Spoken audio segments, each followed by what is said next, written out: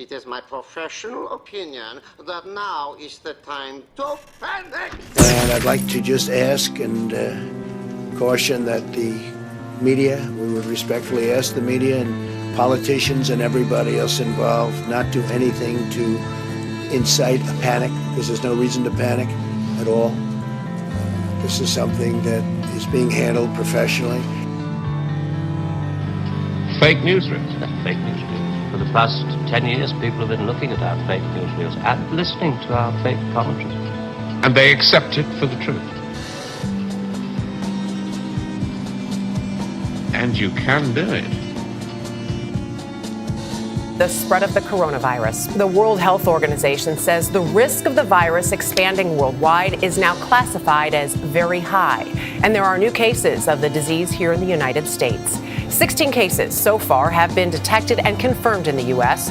Another 47 people were evacuated from the Diamond Princess cruise ship and from the region in China where the coronavirus originated, for a total of 63 patients. They are being treated in 8 different states. But overnight, more suspected cases are popping up, some of them leaving doctors with more questions. There are new suspected cases in California, Oregon, and Washington. Doctors treating the 2 patients in California and Oregon don't know how either of them may have contracted the disease. None of the patients had traveled to an area where coronavirus has circulated, nor have they come into close contact with a confirmed case. As health officials try to contain the virus, it continues to put millions of people in this country on edge and rattle the markets. We control all the crises. We build them up and we shut them down. While the CDC is trying to track down anyone who's come into contact with these patients, the government health agency admitted Friday there's a shortage of test kits. So far, fewer than 500 people in the U.S. have been tested. Meanwhile, stores have been selling out of face masks, and the FDA warned there could be potential disruptions to supply or shortages of critical medical products, with as many as 20 medications with ingredients from China already at risk. The number of countries reporting new incidents of COVID-19 continues to rise. New Zealand, Lithuania and Iceland are amongst the latest to confirm their first cases. The World Health Organization has upgraded the global risk of the virus to its highest possible level. At least 210 people are reported to have died in Iran. As authorities there try to get control of the situation, Friday prayers were cancelled for the first time in 40 years. Worldwide, there have been more than 2,500 deaths from this strain of coronavirus. Italy continues to be Europe's biggest cause for concern, with more than 650 cases. Several towns in the north of the country are still on lockdown. The United Nations says each country has to do its bit. We know containment is possible, but the window of opportunity is narrowing. And so I appeal for solidarity and full global support, but with all countries fully assuming their responsibilities. All countries fully assuming their responsibilities. All countries fully assuming their responsibilities.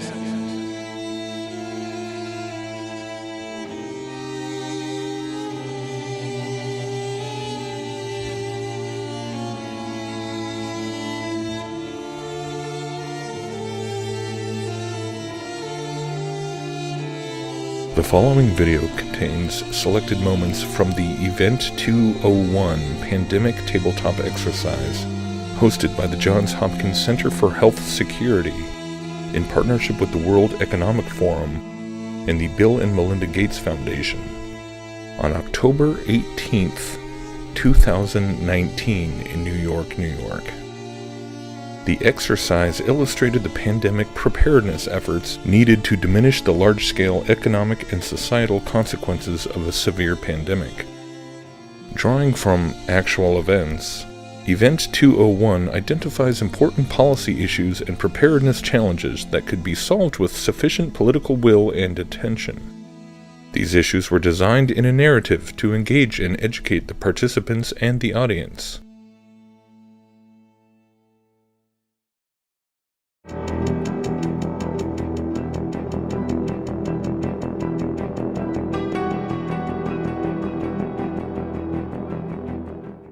It began in healthy-looking pigs, months, perhaps years ago.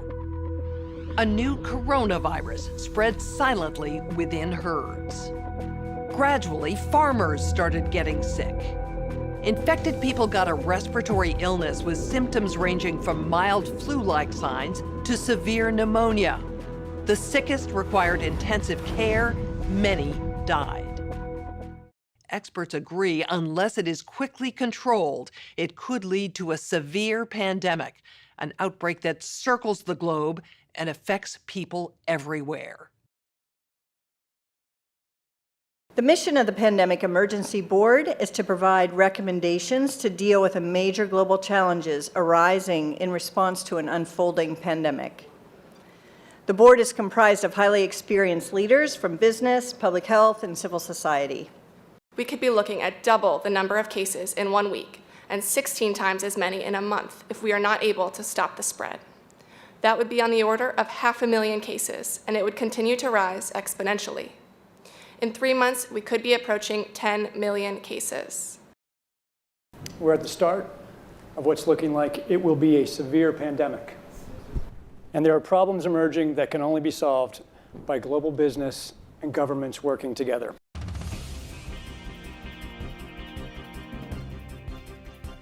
We have known about CAPS-like viruses in animals and people for decades, but have not been successful at developing a licensed vaccine.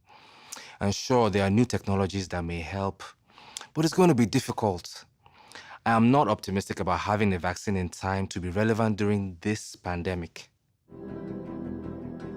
So the policy crisis in question for this board in this meeting is this: how should governments, business, and international organizations allocate and distribute pandemic antivirals and medical supplies to the people who need them most? What we've seen work very well in the HIV field is, in fact, procurement through the Global Fund. So having a centralized mechanism, so financially able to procure on behalf of affected countries would be critical. I think the second thing is it's going to be very important that for the business sector, for manufacturers of antivirals, that we have clarity around what the need is and where the need is and who are making the decisions. I think that given that the countries most affected are those that are low and middle income countries with unequal access to technology, to finances, the UN has a worldwide footprint, universally recognized, and universal membership. A global stockpile would certainly help ensure more rational and strategic allocation, but the reality is that we don't have the logistics capability, even within the UN, to bring that together in one place and run it. So this is where I think a collaboration between the international organizations like the World Health Organization and the private sector, which runs these supply chains for many purposes every day, understand where the supplies are, make smart decisions about how to allocate them to the people who need them in the places that need them the most, and then work with the industry to move those supplies from where they are today to where they need to be. Just to underscore the point that cooperation among supply chain providers or businesses that have huge supply chains can add a lot of efficiency to the whole process. The question is, can you, through this international mechanism, really promote commitments to doing this as quickly as possible and give people a sense that actually if they contribute more, that they will have a better chance of protecting their own populations and their country's security and health. So to be completely clear, most of this production would already be committed in contracts. Yes. It is almost unheard of that people are producing product without having a forward commitment for the consumption of that product. So the first thing that needs to be done, because this is not something that the countries currently control, unless countries are going to bring about emergency situations and co-opt an existing supply chain. I think it's not likely, I agree, that countries are not going to buy a countermeasure to put into a global supply without retaining a large portion of it for themselves.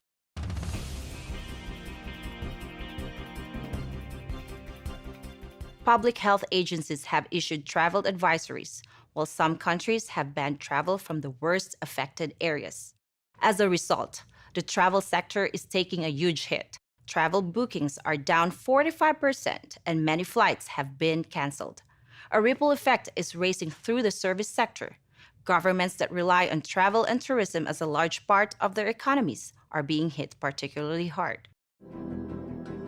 How should national leaders, businesses, and international organizations balance the risk of worsening disease that would be caused by the continued movement of people around the world against the risks of profound economic consequence of travel and trade bans. If there's some sense that there's a UN institution that can do all of this, then I worry we're suffering from a delusional disorder on the power of the UN. It's really important to get those industries and their trade associations and an efficient leadership established, which is decentralized, but has a collective responsibility and accountability. And that needs to be supported by the public leadership. What is essential, what is non-essential travel, we have to clarify this. Otherwise, if we go down to 20% bookings over a long period, the company will run down. That's a fact. You know, there's a whole complex set of issues in a highly interdependent world on supply chains that are just in time. We need to think about how much flex there is in that just-in-time supply chain system and make sure it keeps running. I think it's going to take specificity, and it's going to take knowledge that only the private sector has. The UN can play an important coordinating facilitation role, but the companies know where those commodities are, where they move, how to move them, and that's where a type of public-private collaboration that we have not generally had in these crises needs to be put together pretty quickly.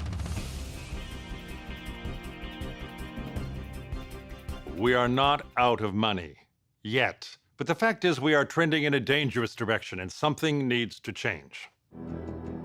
So the policy question for this board now is how should financial resources be prioritized? Are there nodes that we cannot allow to fail? What is your sense of priorities? We don't have money to pay for all of these urgent problems. So at the moment, we want the funds, right? You need the money. So where's the money? So government can supply some money. A lot of, private sectors, some are sitting here, you have some money. But now you need a really coordinated, centralized efforts. Hotels will be experiencing, crippling losses doing that. And we know that the hotel business in itself makes up 5% of the GDP. Governments need to be willing to do things that are out of their historical perspective, or for the most part, it's really a war footing that we need to be on. We shouldn't underestimate the power of entrepreneurship. We need to escalate that, whether it's through the government's helping with tax breaks or subsidies of that nature to increase manufacturing of those types of products. It can happen quickly. A Marshall-type plan, don't mean to say that exactly, but a Marshall plan that can go into effect can stimulate change very quickly. Countries are reacting in different ways as to how best to manage the overwhelming amounts of dis and misinformation circulating over the internet. In some cases, limited internet shutdowns are being implemented to quell panic. How much control of information should there be, and by whom?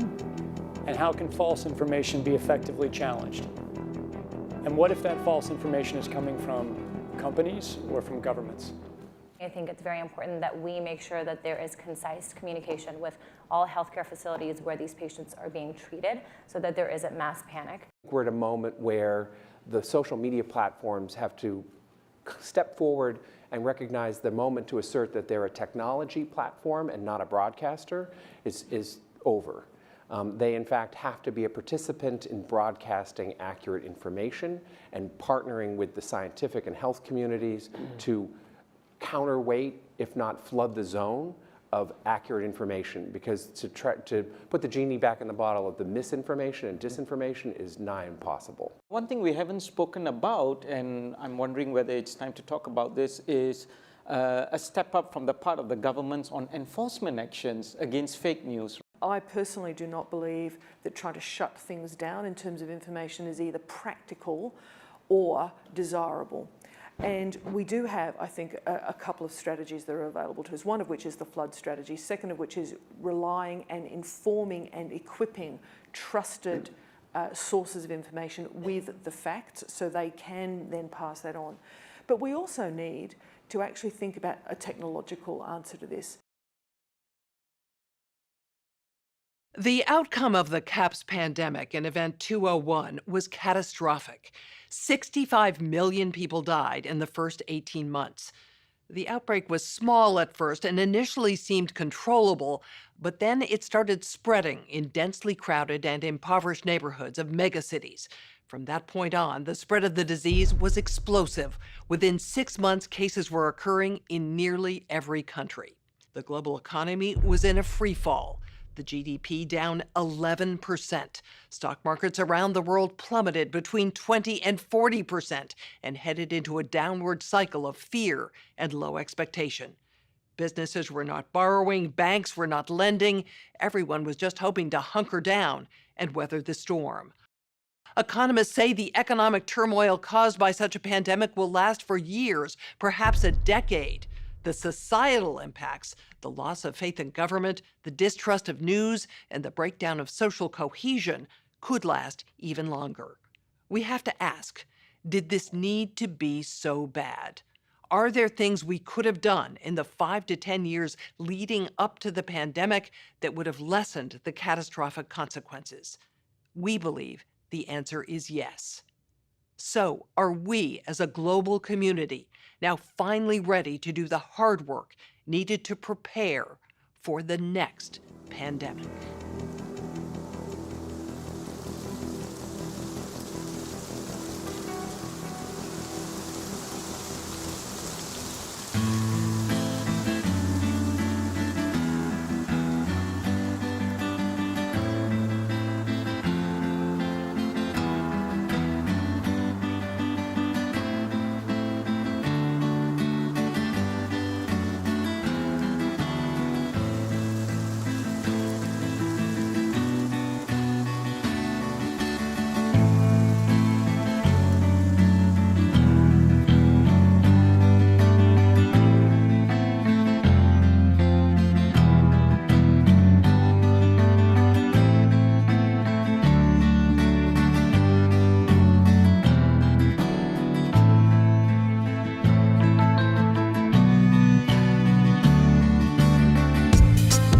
We control all the crises.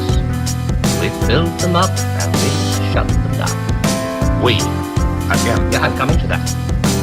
Near the top of the hierarchy, there are the economists, top civil servants, top brass in the military, those men who are supposed to view the nuclear tests and so on. And above them, CWNS. Right at the top. Classified World News Service.